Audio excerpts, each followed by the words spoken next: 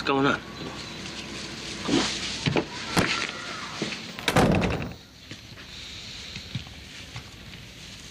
Oh. I found him like this.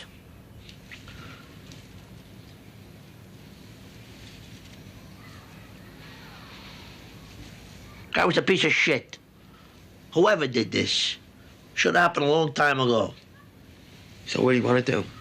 Get rid of the body.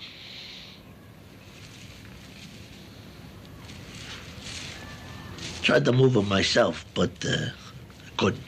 Why do we have to get rid of the body? Well, what the fucking questions now? When they find him like this, and somebody will, there'll be a major fucking investigation. We got enough light shining on shit. Junior's trial, all that. No body, no murder. Can't take him out till after dark, so we'll get him ready here.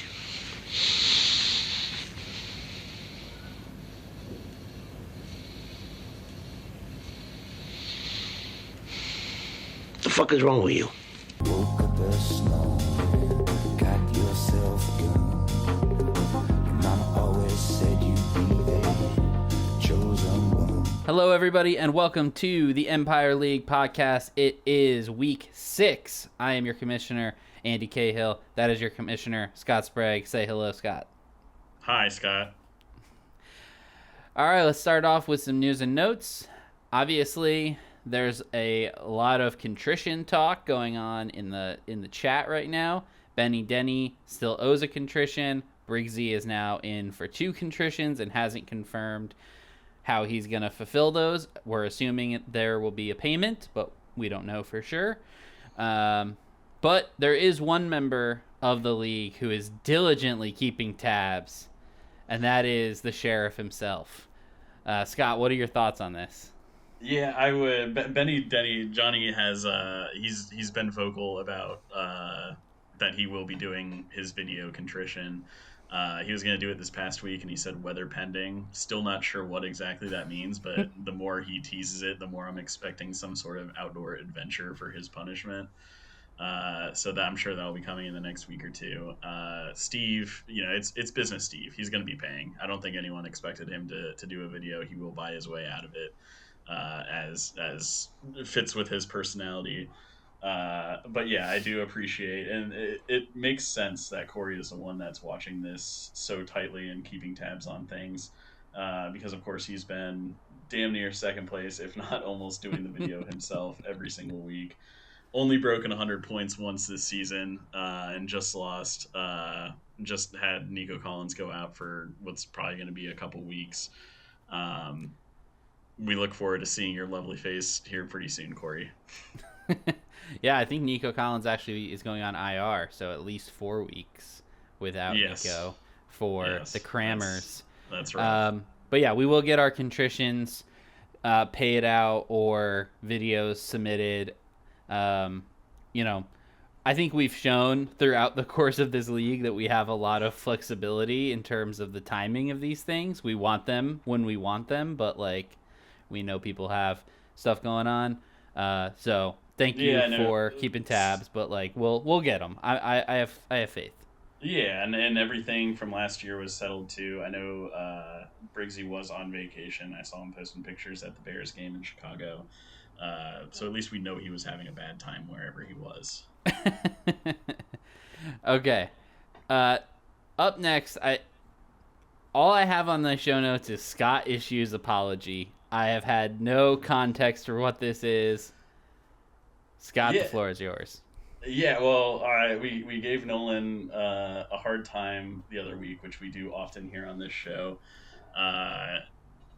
Nolan, I didn't know your game. I didn't understand what you were doing.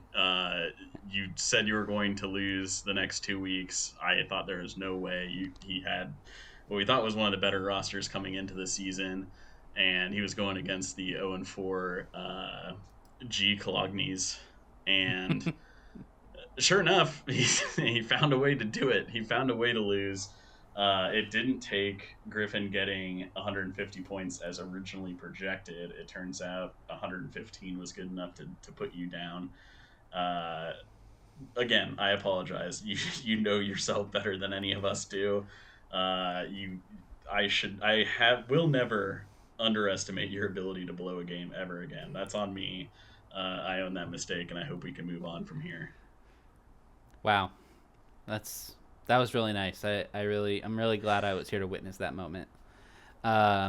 Nolan, third most points in the league, 1 win.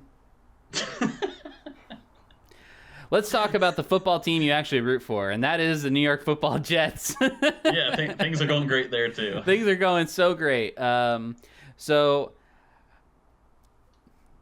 there's no evidence for me to support this, but I'm just going to tell you my personal story about the Jets. So, like, when it comes to fantasy football. So at the beginning of this year, I'm in like 3 other leagues, multiple work leagues, family league, etc. I'm doing all these redrafts, and I'm just like, I cannot believe in this Jets offense. I'm like, I keep getting to that point in the draft where like Garrett Wilson is like right there, or like Breece Hall falls to me, and I'm just like, I can't do it. And I didn't buy in. I have obviously the tight end in this league, but like he's the probably my third stringer at this point. And then the Jets just jet it up in week 5 of the season, firing their head coach. They obviously are coming off a tough loss, but like the Vikings have beaten everyone they've played, and they've looked damn good doing it.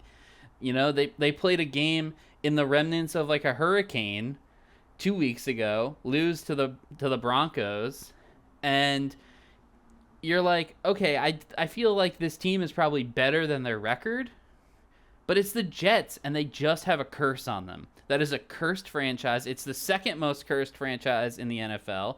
Obviously, we know the number 1, but like, it's just they have a curse, and I don't know what it is. I don't know when it'll go away. What will make it go away? It's important to remember that Robert Saleh was one of the guys that brought the Jets out of the dumpster too. They've always been terrible, or at least have been in our lifetimes. And then they took a chance. They hired the first Arab head coach in the NFL, the first Muslim head coach in the NFL, and then all of a sudden the Jets start taking off. And we shouldn't be surprised that an Arab Muslim was what it took to change the trajectory of a Jet in New York.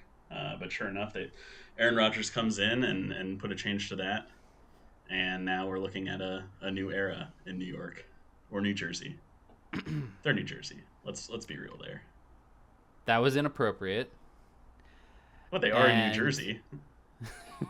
Yeah, that's not the inappropriate part. Nobody likes Jersey, but I don't think that doesn't make it inappropriate. It's one of the 50 states, my guy. Nobody does like New Jersey. That's true. Let's move on to our fantasy league. R.I.P. to the Jets. I don't know. Like, whatever. We'll never forget.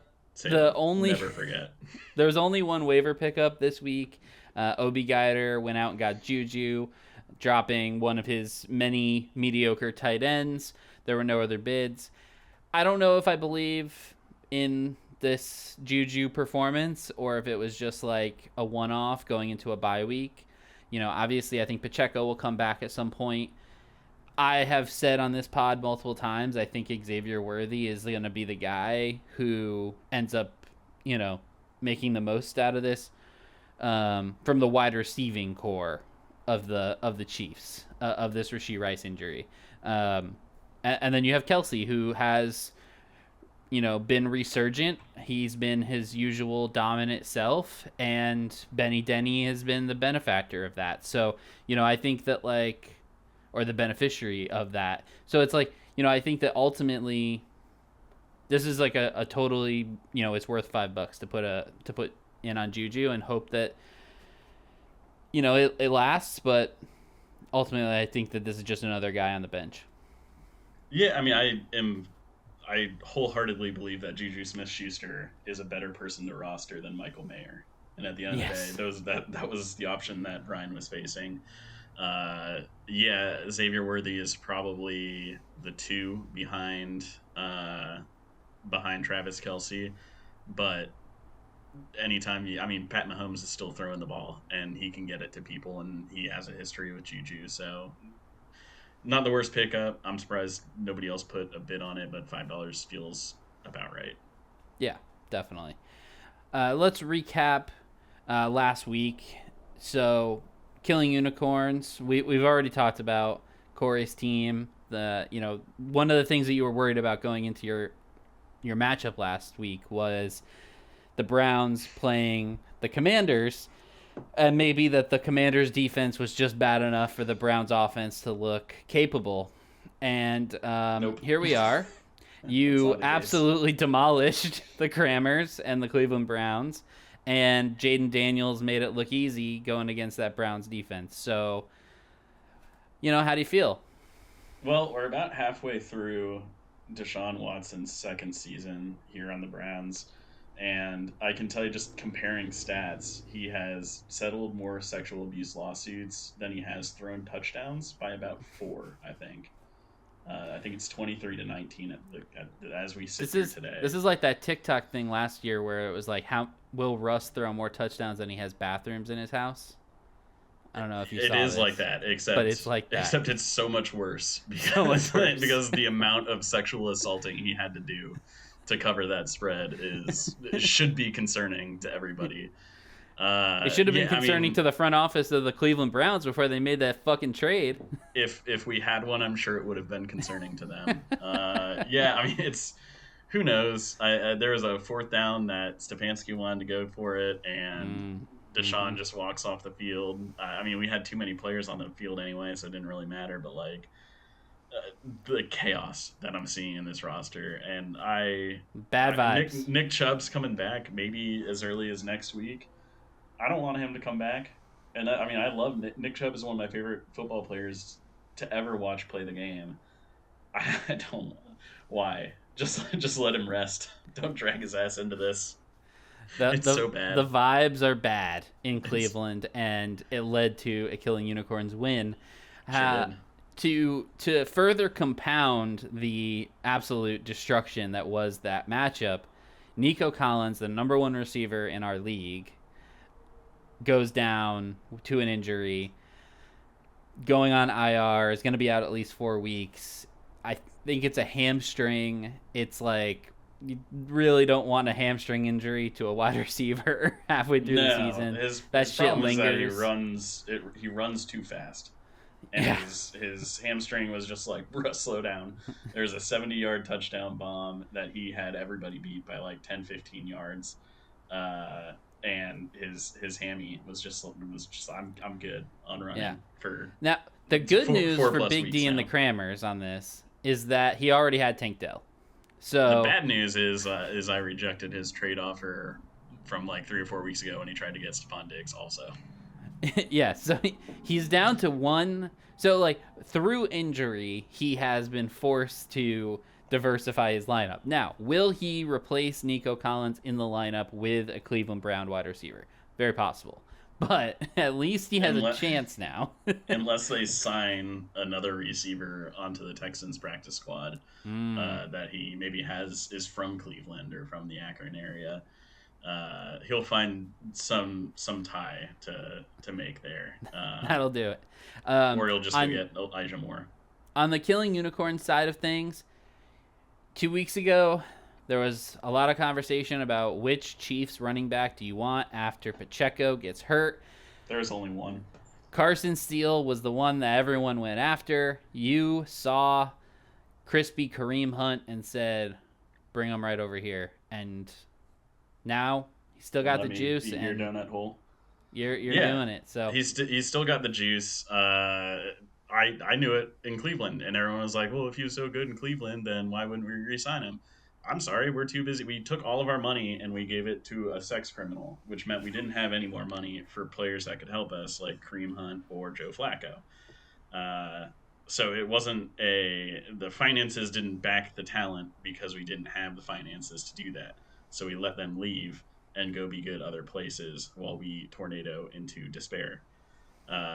So that was the process I went through when I made that waiver claim. It's good.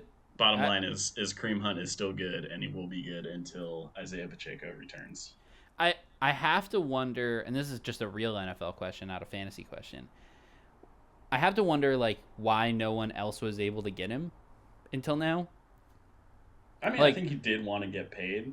And I think he was at Yeah. the stage in his career where he wanted to go to a contender, which That's what I'm thinking. last year Yeah. the Cleveland Browns were. And then maybe he saw Deshaun and he's like, I'm all good on Cleveland. But I think he limited the teams that he would have wanted to go to. Or, like, we've seen this happen before where, stud running backs will sit out if they are offered contracts on teams like the Jets or, teams that aren't good or there isn't a good, there's more running back competition and they can just take some time to wait because every year there's always a star caliber player that gets hurt and then they can just slither right in. Especially on a team that he's been on before with a coach he's played with before and a quarterback that he has chemistry with. Yeah, I definitely think that it was, Kareem saying, I think I can make a lot of money once someone gets hurt, and I can probably go to the team that I want to go to as opposed to, like, whichever, dog shit Travis team just Etienne's wants me to be their starter. Something. Yeah. Yeah. So, but it is, I think that is a good note for everyone for next year, that there's going to be a Kareem Hunt next year too, who's like, why? And you're going to say to yourself, why didn't anybody sign this guy? And then he's going to sign somewhere and be good. And you're going to be like, damn, I should have been in on the that. Killing Unicorns roster. All right, so we'll move on to the matchup we've already talked about. Nolan, Griffin. Nolan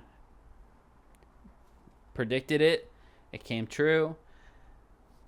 There's Nolan nothing more to say. Here. They're both 1-4. Yeah. Nolan beat himself here. Griffin, I don't know. I almost don't feel right giving you the win. But I don't know if he did anything to contribute to that. It was that Nolan took the win from himself and gave it to you. Yeah, so the question I think is, do you think that if Nolan had said, I'm going to win this week, this is the week that I turn things around, and not, congrats Griffin, congrats Scott on your wins the next 2 weeks, do you think it would have been different? I don't know. And we'll never know because he is a sadist by nature, it would seem. So maybe we'll never get to the bottom of this. But I am looking forward to my win this week. I was nervous about it, but I don't believe that Nolan has it in him to put out the correct lineup. Because I think that's it's going to be the winner and loser of this match is going to be in the decisions that Nolan makes when he's setting his roster. Yes. So I do think it's important that we call out the Devon Achane injury. He got hurt mid-game, concussed. Mm-hmm. We'll see if he's able to make a comeback. It didn't look great. Well, he's definitely not coming back this week because they are on bye. Yeah. Well, then in their next game. Now, the good news for Nolan is that he does have Achane's backup. Although I think with Achane, Wright. He has Wright. Okay. Jalen Wright. So, like, I think that, ultimately what I saw from that game, which was very little because nobody got in the red zone, was that it was kind of a committee between Wright and Mostert and, like, another guy. But, Jalen Wright did get 13 carries and started to, like, find something towards the end. So there's that. He's finally got Brian Thomas into his lineup this week as of now. For now. We will see. Brian Thomas, currently the wide receiver 11 in this league, so maybe someone who should be in the roster. But you're totally right. I mean, Deontay Johnson, he misses the 2 big blow-up games, puts him in, scores 5 points, probably going to bench him this week. He'll probably score 20 more. Like, it's you could almost set a watch to it, to the incorrect decisions. If the Jets are cursed, like a reverse sports book. If the Jets are cursed, let me tell you the things that aren't happening this weekend. Yeah, you just bet against them. If the Jets are cursed, then Nolan in this league is also cursed. But has done it to himself. And some curses be like that. Like if you look at like I'm thinking Groundhog's Day, where his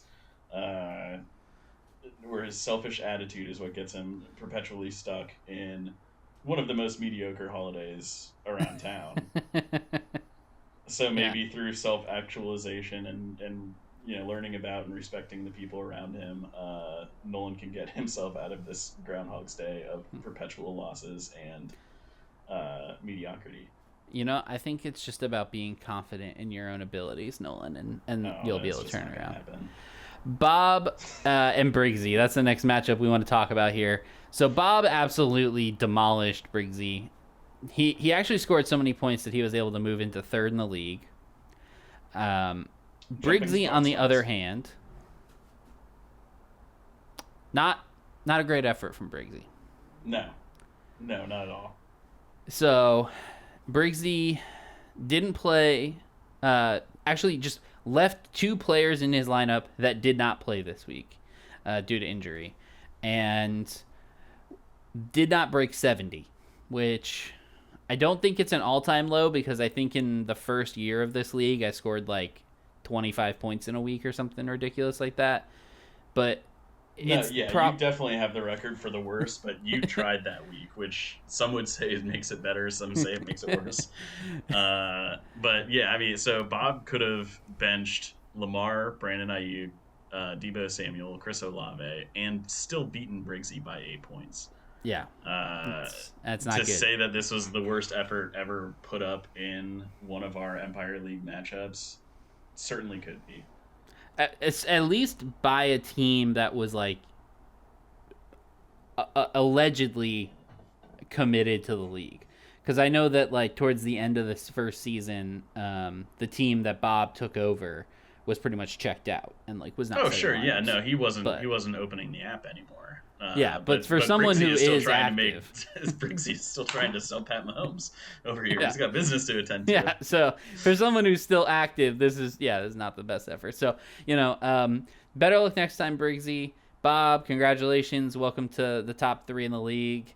That team, we talk about how compressed it is in terms of the number of rosters that he has access to. I think that an injury we should talk about in this case is the injury to Derek Carr. So Bob has Chris Olave and Raheed Shaheed in his lineup. Derek Carr being out means that Spencer Rattler comes in, rookie quarterback, allegedly has a ton of talent, was on Last Chance U, was kind of a piece of shit, and fell in the draft, allegedly due in part to his attitude. So, I think the question that I have, and that we won't know the answer to until we see him play, is like, is it possible that Derek Carr doesn't get his job back? Because as we know, Derek Carr is just a guy. He is a guy, and Spencer Rattler is, by all accounts, a snake. Do snakes greater sign human? Time will tell. I've seen cars run over snakes, but I've also seen snakes take over planes. Hey, see? This is the hard-hitting questions that you come to the Empire League podcast for. Yeah, I mean, regardless, if that's the direction the Saints want to go, it's their prerogative. I don't think it's going to help Bob's team this year that he has 2 pass catchers on the Saints with a rookie quarterback who wasn't good enough, obviously, to start the year. And it's not like we've seen some stuff in practice, like Drake May, for example, in New England. We've seen some things in practice, and obviously they're not winning this year anyway. Right. So this week, Drake May is going to go take the field. That's not how Rattler is going to slither onto the field this weekend. It will be because Derek Carr is out on IR, going to miss at least 4 weeks with an oblique injury, I think. Yeah. So, no, I don't think it's going to be good. I don't know if he keeps the job. If they're losing a lot and it's towards the end of the year when Derek Carr comes back, no reason to put him back in. Yeah. I also don't know what the contract details on Derek Carr are. I think the only way, like, one of the things that could keep Derek Carr in the mix in New Orleans, if, Spencer Rattler is not awful, because, like, if he's awful, then they'll bring Carr back and they'll pop him in as soon as he's healthy. But it's the Devontae Adams thing. Devontae has said he potentially wants to play with Carr again. I don't know what Devontae sees in Derek Carr. I really don't. Maybe I would rather play with Derek Carr again than Aiden O'Connell. Maybe Well, it was more like yeah, I would sure. rather that than where I'm currently at. But like, if you want to make a trade request at 30 plus years old in the NFL, like say I want to go play for a contender. Trade me to Kansas City. They just lost their number one. Trade me to, trade me to Buffalo. Trade me to Houston. Like, I don't know. Yeah, Contender. I don't think the problem with the Chiefs, who need him the most, or the least, but would love to have him the most because they're trying to three-peat, is that they're in division with the Raiders. And I don't know if the Raiders could look themselves in the mirror if they gave Devontae Adams to the Chiefs and watch them three-peat, let alone have to look at their other division teams after. I mean, that would be gifting the Chiefs the Super Bowl. So I don't know if they'll do that just for that reason. Yeah, I think the Chiefs are probably eliminated, but I'm just saying, like that's the Bills. He's asking. The Bills' pass game looks horrible this year without Khalil Shakir, especially. Yeah, and Shakir will be back, but like there's still no alpha on that team. It's not Shakir. Nope, it's not. They don't miss Stephon Diggs because he was not diva? driving well in that locker room. Yep. And Devontae Adams is a diva too. But they need someone who can just run down the field and catch footballs, especially with the cannon that Josh Allen has. Yep. So if I was them, I don't know why you wouldn't give a second round pick to get one of the best receivers in the game on your team. Totally agree, especially since you're trying to pick 32nd in the second round. It's basically a third round pick. So, okay, let's move on. Tight end Brigade and Sprague's Dogs. This was definitely the matchup of the week going into week 5, and it was close for a while, and then it wasn't close. So it wasn't so close. Sprague's Dogs, better luck next time. You successfully, played the right quarterback. I thought that was just a personal attack at me, Eric. I really did. I thought he's like, I'll play the guy going against the Giants and break his heart twice. And then the Giants won the game, and Geno was really good for fantasy. So that was a great call by you to play Geno. Speaking of lineup decisions, do we want to walk through yours, or should we save that for a little later? We can save that for a second. Ultimately, I scored 172. Decisions are decisions, and you made a couple bad ones here. I did. Yeah, I did make a couple bad ones. You could have flirted with that 200 mark.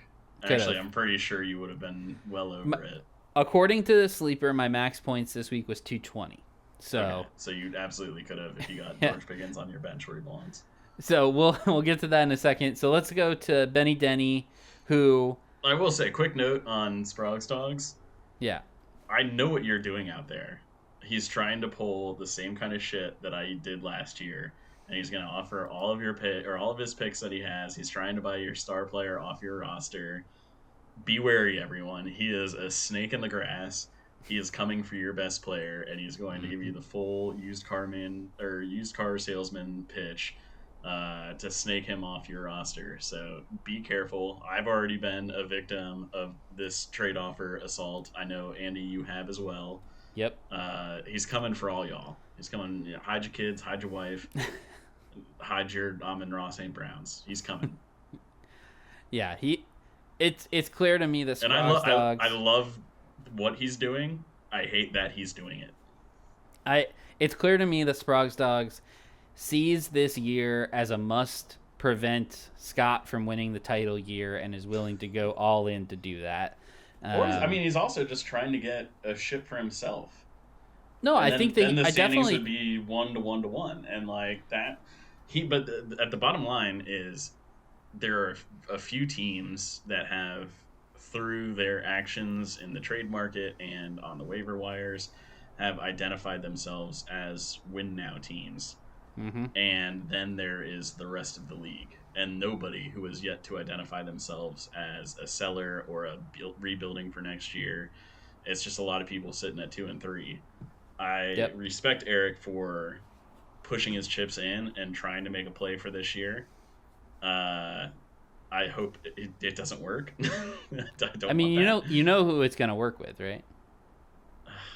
Nolan. Bijan and Kyle Pitts coming to a Sprogs Dogs near you. Oh my God. All right, let's go. Benny Denny, congratulations. You've won 2 games in a row. You're coming back from the dead. I really did not see this coming. It wasn't even really that close. Obi Geider goes down.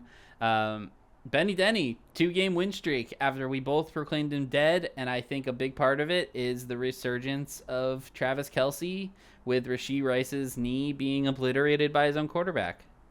Yeah, and he did it with his Eagles players on bye too, which is even more impressive. So yeah, Travis Kelce, if he's back, if he can maintain the 15 points or whatever per week, all signs point upward for Benny Denny. Yeah, and I think, the bye week for Philly is coming at the perfect time. Hurts desperately needs to bounce back in some way after this bye, so we'll see if that can happen. Well, they're playing the Browns, so it'll probably yeah. And he's getting AJ Brown and Devonta Smith back also, which should help because that should help him. Yes, he's been without both of them for a couple weeks now. Yeah, and I just personally can't wait to see the 3 tight end lineup from Benny Denny. I think we saw it a little bit last year, but that's coming. The Dalton Kincaid, Travis Kelce, Isaiah Likely. He needs to take his name from you. Yeah, Benny Especially Denny. If he gets a win with a 3 tight end set, you're retiring your name and we're giving it to Benny Denny. Yeah, I totally agreed. Benny Denny, if you play 3 tight ends and win the week that you do it, you will become the tight end brigade, and I will find a new name. You can counter by rolling out 3 tight ends of your own. Lord knows you have them. I only have 2 that I care about. Let's move on to the moves of the week. We looked all over this week for a smart move of the week. I really didn't see one that stood out. And the one that we have noted here, I'm not excited about, but let's give it to him. We've been pretty negative about Nolan's team. I mean, it's not a blockbuster, but it's a solid move if it keeps. Sorry, go ahead. Yeah, I feel like it's an okay move. Yeah, I mean, picking up Tyrone Tracy was I called it out as a dark omen on the New York Giants. It turns out that Tyrone Tracy's really good, or at least is good, and ended up being a pretty serviceable player that was on Nolan's bench this week. So, we'll see. Singletary is probably going to come back at some point, but as a dynasty play, this is a really solid asset and certainly someone that I could see taking over the starting job at some point as the Giants continue to lose. And they go into build for the future mode. So, also, congratulations, Nolan. On sort of a spin-off of the well-timed backup RB stash. For Tyrone Tracy. Last week, I picked up Ty Johnson, and we talked about it. There was no plan there. Just a guy that happened to fall into the end zone a couple times. He's James Cook's backup in Buffalo.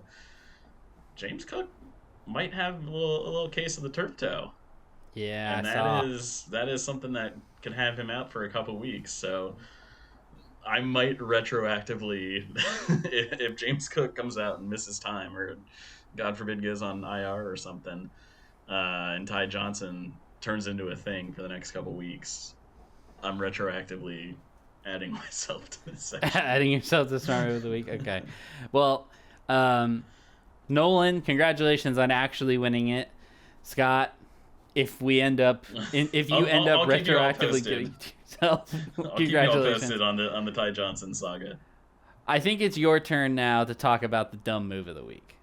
Yeah, well, nobody likes to hear people talk about themselves, so I'll take this one off your hands for you. Look, I don't care if you won by 75 points, 300 points, 1,000,000 points.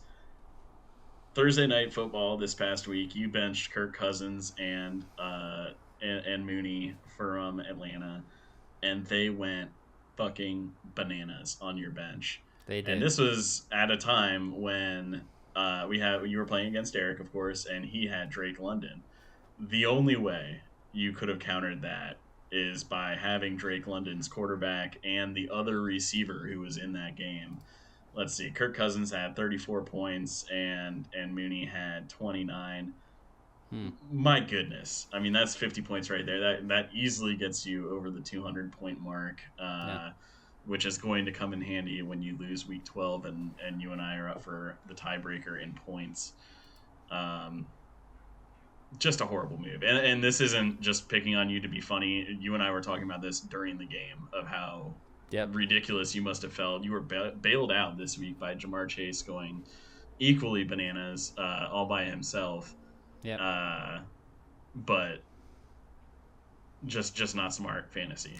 No, it wasn't. I'm gonna own this completely. This was I would never have played Cousins, but I definitely was thinking about playing Mooney, and just to compound the dumbness of this, I forgot Thursday Night Football was happening and did not know which teams were participating in it. This is why you only have one title. So I got home from work on Thursday. I checked my phone, and I'm like, and I keep getting, and I saw all these alerts from my commute, and I was like, what is going on? And it's just Darnell Mooney scores a touchdown, Darnell Mooney big catch, Darnell Mooney, Darnell Mooney, Darnell Mooney. I'm like, did I play him? And of course, no, he was on my bench. So you most certainly did not. So yeah, that 100%, I have earned the dumb move of the week. Thank you so much. Second place for this award has to go to B Guider. OB, like, you got 3 players who are just not playing. You didn't use any of your IR spots. Could have added 2 guys off the waiver wire and potentially bolstered that bench. That's why the IR spots are there, and using them effectively is a sign of a intelligent and locked in owner. A savvy team manager. 100%. So that is definitely runner up to me missing out on potentially scoring 200, but definitely something to note. And then finally, the Nolan move of the week. So we have 2 winners. I'm going to go first. I'm going to say Briggsy playing 2 players that did not play is the definition of the Nolan move of the week. Nolan, to his credit, would not have done this. This is actually something that Nolan wouldn't do, but it is more self-sabotage than it is the stupid. Aura of taking yourself down like this. Yeah. So, in the nature of self-sabotage, Briggsy, you are the winner of the Nolan move of the week. But we do have another winner. Scott, this one's all you. Yeah, it's Nolan. I mean, let's be real here.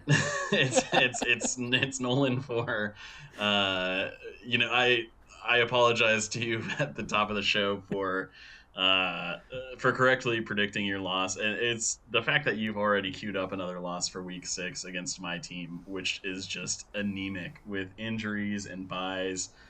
I don't know how you're going to pull this one off and blowing it. I look forward to watching. I'm going to pull up a chair. I'll be crunching my popcorn to see how maybe you'll have to do a B Guider or a Briggsy and bench a couple of your players for no reason. Maybe that's the key. Maybe that unlocks something for you. But you have already conceded this week. So sorry for you. 1-6 is a really tough spot to be in, or 1-5. Sorry, after this week. Yeah. But at the same time, thank you very much. So with that, let's move on to the week 5 preview, week 6 preview. So a lot of teams on buys, and they're big teams. So we've got the Chiefs, Rams, Dolphins, and Vikings all on bye. Huge offenses here. Star power. Yeah, so that means this week will not count towards Tua's IR eligibility, obviously. Not that he couldn't use the 5th week to let his brain settle in a little bit. Yeah, I mean, I think, This means that you're down Kelsey, you're down Kieran Williams, you're down A-Chain if he was healthy, you're down Want me to Tyreek. run through my whole fucking lineup? Not just you. Waddle out, Jefferson, Addison. Hunt out, Kieran out, Ty Chandler out, Tyreek Hill out, Justin Jefferson out, Puka out.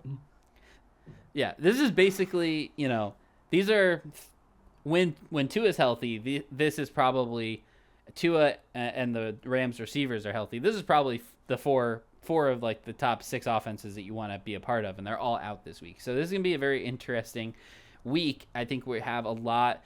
We've talked all year about how the benches aren't necessarily looking great, at least on paper, across the league. This isn't individual teams.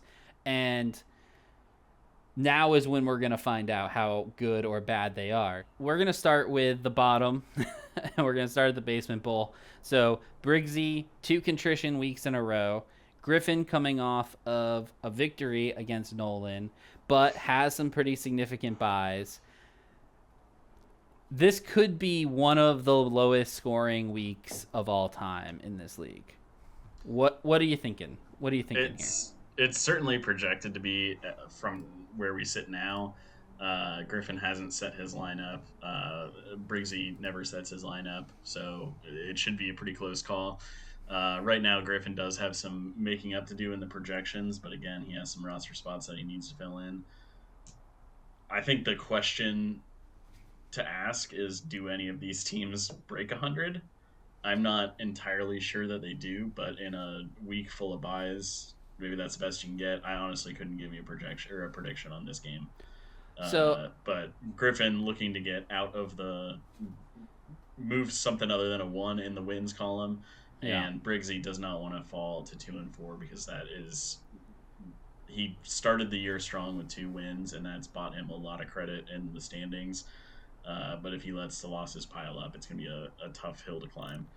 Yeah, so I look at this and I see a team in Briggsy that basically has their best case scenario roster in right now and is projected for 82 points. Correct. Like maybe Ingram plays and that helps. Maybe I don't think anyone's ever said that sentence before. maybe Tyler Boyd is able to be better than Luke McCaffrey. But like ultimately I look at that roster and I don't see any like major additions on the bench. I look at Griffin's roster and I see Malik Neighbors. Joe Mixon not practicing, not promising. I see Jahmyr Gibbs. I see Rico Dowdle. I see Bucky Irving. I see Quentin Johnston. I see Sam Laporta. Now, Quentin Johnston is the least interesting of those names. I was gonna say I don't see Quentin Johnston. I don't see him anywhere near that line. But I would rather have Quentin Johnston than Rashad Bateman, who is hot or cold, right? So yeah, I don't think Griffin needs to look that deep to this week. I just look at his bench and I'm like, oh, there's names here that could be impactful, right? Like Neighbors and Gibbs by themselves those two absolutely will put him into the conversation into the 80s, and then you add in Dowdle and Irving. Dowdle, who is clearly taking over the backfield in Dallas, and Irving, who I think we called it preseason, is going to Rashad White and be the starter by the end of the year. So it's like, plus he has Luke Musgrave in at tight end, and that just can't stand. He has Laporta. I imagine Laporta's going in. Yep. So I think that Griffin has a really good chance of getting to 2 and 4 and starting and getting a crooked number, into the standings. So I think it'll be an interesting matchup, and obviously a lot depends on Malik Neighbors' health. So we'll see what happens there. Coming up next, we've got my matchup with Big D and the Crammers. I'm not going to say I'm overly concerned. I don't have a ton of, bye week situations to deal with. But with that being said, we've seen all year that when an underdog is counted out, they tend to have big weeks. So maybe this is the week that the Cleveland Browns get it together and, look. This is the Jerry Jeudy week. This is the week that Jameis takes over the offense, and all of a sudden everything opens up. He's still my beating heart. If only it were so. From your lips straight to God's ears. You guys are playing Philly. Philly could easily take out Deshaun's knees. That's a dirty team. They could just honestly the thing that's honestly what it might take. It's very evident that the head coach Kevin Stefanski has absolutely zero say in what happens on this team. It's clearly he wants to bench Deshaun, and the GM isn't letting him do that. So it might actually take Philly ripping out his kneecaps to get Jameis on the field for like meaningful plays. The problem is that Philly is smart enough to know. Do it in the fourth quarter. If they don't hurt him at all, they win. He'll keep playing. Yeah. So, Corey, I'm sorry. You've scored 104 points once, and that's your high water mark. Like, I'm scoring like 140 a week. I don't really feel that worried, and I got Saquon back. So, like, we'll see. But I'll say it so you don't have to. Everyone in the league is cheering for Big D and the Crammers. Yeah. Everybody. And Jamar Chase is playing the Giants. Yeah. So you gotta hope that he scores that first touchdown of the game, and then they're just like, we don't need you anymore. This is gonna get some Yoshiba some reps. Yeah. So good luck, Corey. That's all I have to say about that. Let's move over to the Fight for 500. So Sprague's Dogs with a win gets to stay over 500, goes to 4-2. B Guider with a win goes to 500. So this is a pretty big matchup in terms of the standings. We've talked at length about these teams. I think they're pretty evenly matched up on paper, but it'll be interesting to see how things go. Yeah, it's still early in the season, so going to 2-4 isn't a big deal, but it's obviously you don't want to have twice as many losses as you do wins. It just there's a lot of 2-3 teams, and if you can steal a win this week, then it'll keep you on the right side of those numbers as we move deeper into the season. Brian's got to be praying that Devontae Adams gets traded soon. Lots of rumors flying around, but nothing has been announced yet. So the longer that drags on, the longer Brian's without one of his best players. Eric, I know, has been sending trade offers for Devontae Adams. Not that I haven't also, but yeah, same. this is just a public service announcement to make sure everyone knows the game that he's playing. But yeah, I mean, it's going to take the rest of his team stepping up, including like Breece Hall, who's been garbage all year. Yep. Something's got to pop off, or else I don't think he has a chance against Eric. But if he gets a good week out of Breece Hall, then all of a sudden things could change. But it's tough sledding without Devontae Adams, because that's just one of those guys who can put up 20-plus points that is not in your lineup, and it's not even a bye week situation or an injury.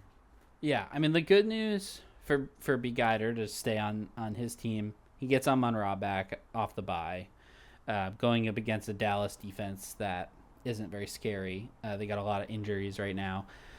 And then the question mark for him is Jonathan Taylor, right? He missed out on Trey Sermon last week, and he refuses to make a trade for him. So, that's something worth noting.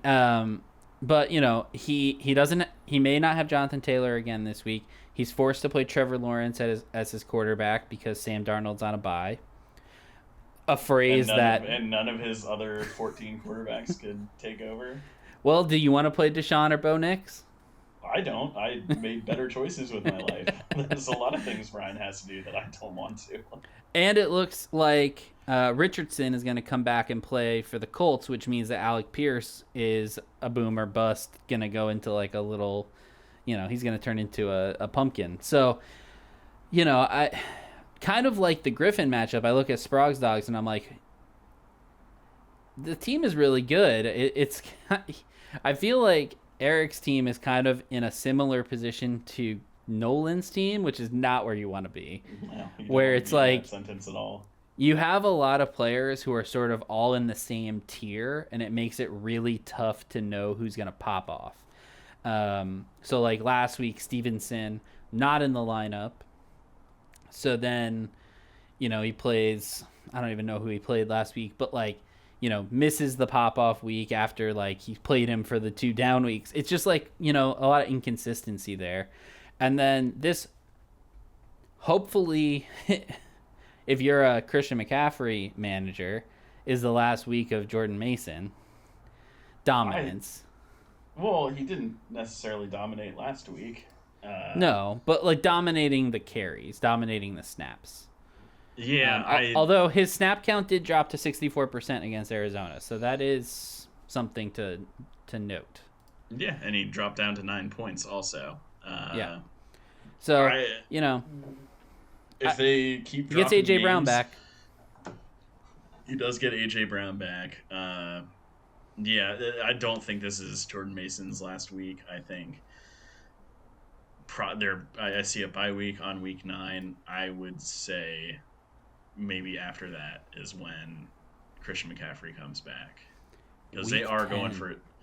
That is the week that comes after week. Yeah, 9. they're going after terrific work there. the championship. They're not really worried about the regular season that much.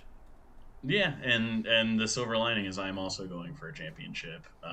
So if he comes back in week 10 and is ready to go, I'll take him week 10 through 17. Yeah. Yeah, I think this is just. I think that these two teams, the current projections are 114, 108, or 106. Sorry, 114, 106. It feels like there's a margin of error that's pretty significant there, and I think this will be one of the matchups of the week in terms of coming down to, just a couple games at the end. 1 or 2 key plays. Yeah. No, I agree with that take. I will say this though, they Sleeper posted something that said, try to guess who the most rostered player on 0-5 teams are. Do you want to take a stab at who that might be? The most rostered players on 0-5 teams. Yes. Breece Hall? Christian McCaffrey. Christian McCaffrey makes sense. Yeah, that makes sense. Yeah. It's not been great. Every time when I get sad and down in my life, I just scroll down to the IR section and remember he's still there. He's waiting. I'm waiting for you, brother. Let's close it out with what might be the matchup of the decade. Killing Unicorns. Are we skipping over Benny, Denny, and Bob? Oh, did I skip over? I'm so sorry, Benny. I'm so sorry, Bob. Benny, Denny, and Bob. Benny, Denny is, as we said, kind of coming back to life. Bob is now number 3 in the league. He has a lot of points. This is definitely going to be an interesting matchup that could potentially be as close, if not closer, than the Obi Geider matchup. Yeah, I think that this is a really interesting lineup that they got going against each other. Obviously, the things that worry me are the Saints receivers until we see what Spencer Rattler looks like when he slithers onto the field. And then on the flip side of the field, Benny Denny, I feel like he might have the correct Bengals running back in Chase Brown. I think he's slowly starting to take over the work from Zach Moss. Yep. And ever since Andy Dalton came into town, Chuba Hubbard's been blowing off. So I feel like there's a correlation to how some of these injuries have played out. That is why you see Benny Denny's team starting to take off, and that obviously includes. Travis Kelce's on bye. I'm like, does he seriously not going to start Travis Kelce next week? Travis Kelce's on bye. Travis Kelce's on bye. Okay, that's not great for Benny Denny, but and he's not Dalton playing Kincaid. Isaiah Likely as of now, so he's only going 1 tight end this week. Sure, yeah. In a vacuum, Dalton Kincaid is probably the smarter of the two to play. But Isaiah Likely's playing the Commanders. Yeah, that's true. It's just you could get there's either 20 points waiting for you at the end of the rainbow, or there's 3 points and a slap in the face. Yep. That is the Isaiah Likely experience. But if you can predict when those 20-point weeks are going to happen, I mean, how many freaking touchdowns did Lamar throw to tight ends last week, and none of them were Mark Andrews? They threw the ball to 4 different receivers, 4 different tight ends. Yeah. 2 of them scored touchdowns. 0 of them were named Mark Andrews. Yeah, I mean, this was the sales pitch that you were making about Likely, is that he's the guy now, and it's like kind of Mark Andrews is the number 1 in name only, and that's kind of playing itself out. So, look, Benny Denny, I am not going to tell you how to run your team. Last time I did that, you ended up making the smart move of the week, playing Chase Brown. So I am interested to see how this goes. Bob's team is really good, and I think that this again could come down to Sunday Night Football, probably. Yeah, the Sunday night game is that Bengals Giants game, and so Benny Denny will have Chase Brown playing, and Bob will have Wan'Dale Robinson playing, who's going to take a hit if Malik Neighbors is coming back. And really, I mean, it could be real boom or bust for the Saints receivers, which right now he has Wan'Dale playing over Shaheed, probably a good call. Yeah, it could also be boom or bust for the San Francisco receivers because, last week Debo no-shows 3 points. Ayuk dominates 21 points, right? Yeah. So it's like you're kind of playing one receiver there. Yeah, this is the Big D and the Kramer story all over again, is that they take points from each other. Yeah, I mean, it's kind of like, from a fantasy perspective, Ayuk and Samuel share the number 1 receiver depending on which week it is, and then there's George Kittle. And George Kittle is just a consistent target for Purdy. And it's like, he hasn't shown the ability to keep all 3 of those guys fed in a game. So having both of them on your roster is tough. Correct. And at some point, the true alpha will be coming back on that team. And then everyone takes a seat behind them too. And then obviously, CMC comes back and it opens up the pass game because then they're running more. And that is advantageous, but it's still less touches to be spread around. Yeah, I mean, Kittle, I think, is number 1 or 2 tight end right now. When McCaffrey comes back, he probably drops back into the 3-4 range just because McCaffrey will take some of those goal line touchdown passes away. He'll score touchdowns on the ground in those situations. McCaffrey coming back is going to completely change that offense. Make it a better real offense and a worse fantasy offense. So, yeah, I still think that we're several weeks away from that, but we'll see. And I will ride George Kittle being the number 1 tight end for as long as I can. You can't no more. So now we will get to what could be the matchup of the decade, and that is the Killing Unicorns facing Moto Panikeku, Nolan himself.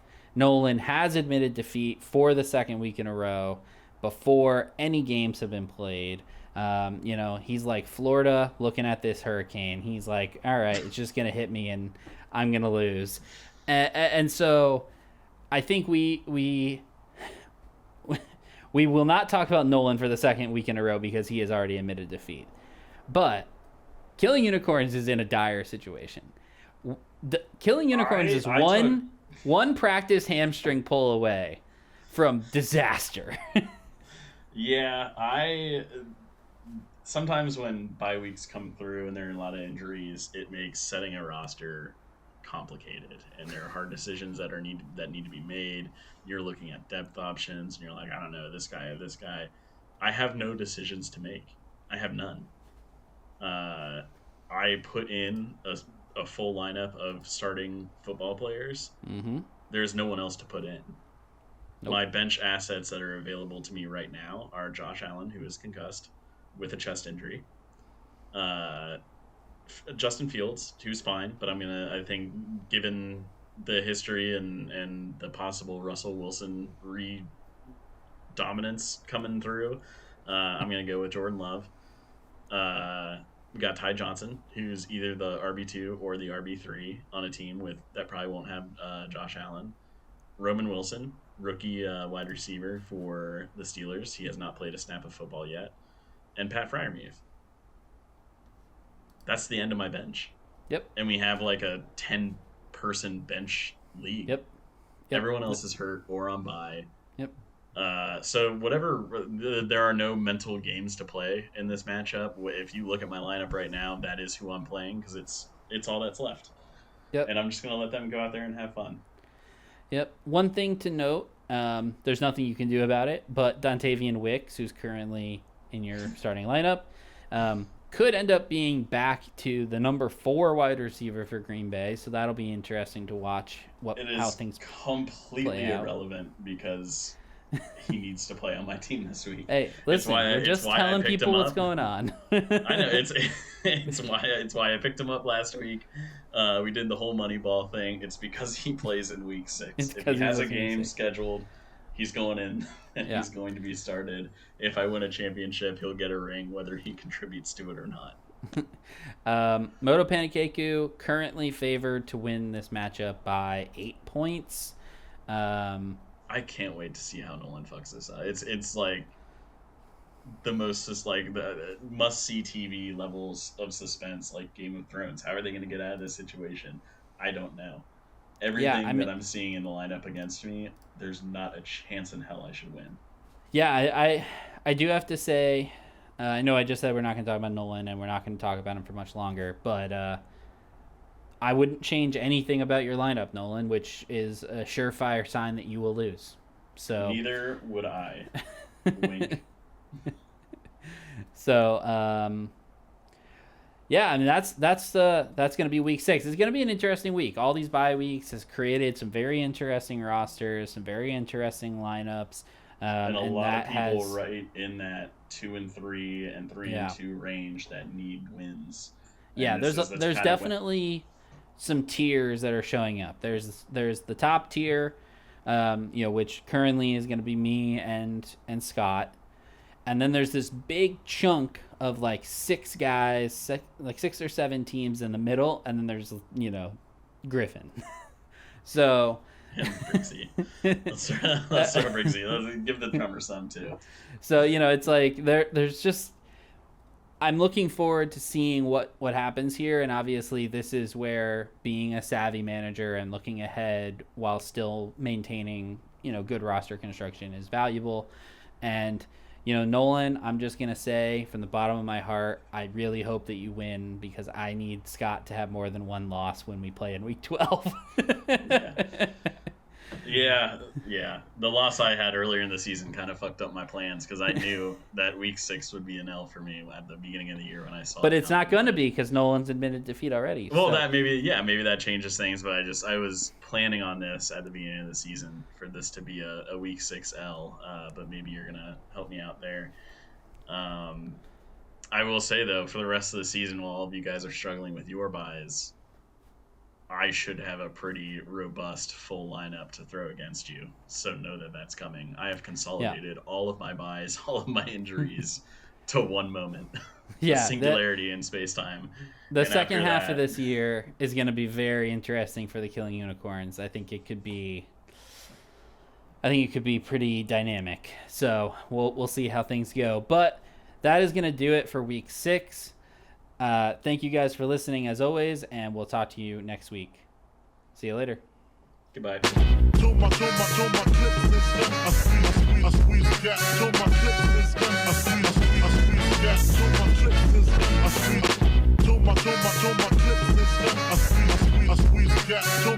in this gun.